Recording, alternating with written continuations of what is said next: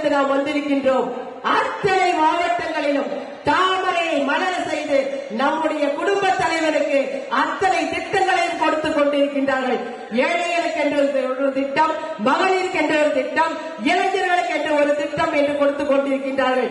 அந்த திட்டங்களுக்கு பயன்பெற்ற நாம் நன்றி கடனாக நம்முடைய குமரி மாவட்டத்தில் இருந்தும் ஒரு பாராளுமன்ற உறுப்பினரை தாமரை சின்னத்தில் ஜெயிக்க வச்சு நாம் கொடுக்க வேண்டும்.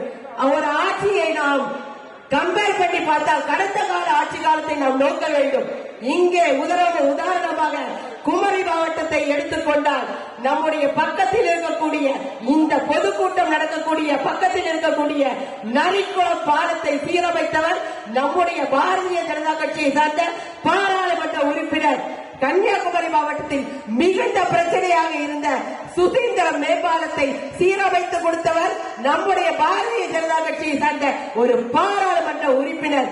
நம்முடைய மாவட்டத்தை வளர்ச்சி பெற செய்ய வேண்டும் என்று சொன்னால் நம்முடைய குடும்ப தலைவருக்கு நாம் சமர்ப்பிக்க வேண்டிய ஒரு பாராளுமன்ற உறுப்பினர் என்று சொன்னால் அது நம்முடைய லட்சியமாகவும் கடமையாகவும் எடுத்துக்கொள்ள வேண்டும். பெரியவர்களே, முற்றிலும் முற்றிலும் தமிழகத்தை விட்டு ஓட ஓட கையவர்கள் கூட்டத்தை ஒடுங்கி அளிக்கக்கூடிய அத்தனை பேரும் சேர்ந்து ஒரு சபதம் எடுத்துக்கொண்டு வருங்காலம் என்பது பாரதிய ஜனதா கட்சி காலம். வருகின்ற 2024 பாராளுமன்ற தேர்தலிலே நாம் அத்தனை பேரும் இணைந்து பாராளுமன்றத்திற்கு ஒரு பாராளுமன்ற உறுப்பினரை அனுப்பியே ஆக வேண்டும்.